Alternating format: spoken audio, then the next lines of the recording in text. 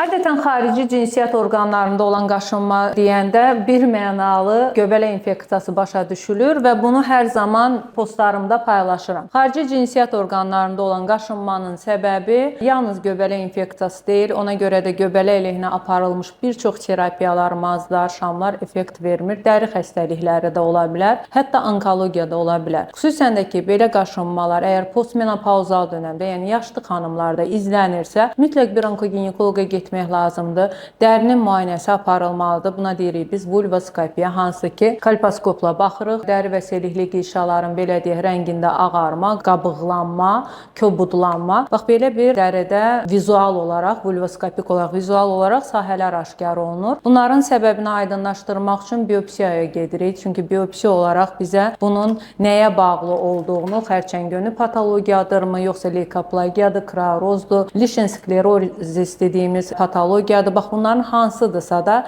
diaqnoz qoyulmalıdır, daha sonra müalicə aparılmalıdır. Hər zaman dediyim kimi, ilk öncə dəqiq diaqnoz qoyulmalıdır ki, ona uyğun müalicədə effekt versin. Xanımımız da postmenopauzal dövrdə olan bir xanımdır. Neçə yaşınız var? 57 yaşında olan bir pasientimizdir. Dəri qaşınmasına müraciət edib və müayinə zamanı cinsiyyət dodaqlarında dərinin rənginin ağarması və qabarması izlənir. Müayinələrimizi tam bitirək, düşünürəm ki, biopsiya analizləri icra olunacaq. Hər birinizə sağlam olmaq arzu edirəm. Bu da dəri qaşınması olan, xüsusən də ki, postmenopauzal dövrdə olan xanımlar üçün gəlsin ki, belə şikayətləri olanlar onkoginekoloqlara müraciət etmədən, qorxmadan, çəkinmədən gəlsinlər.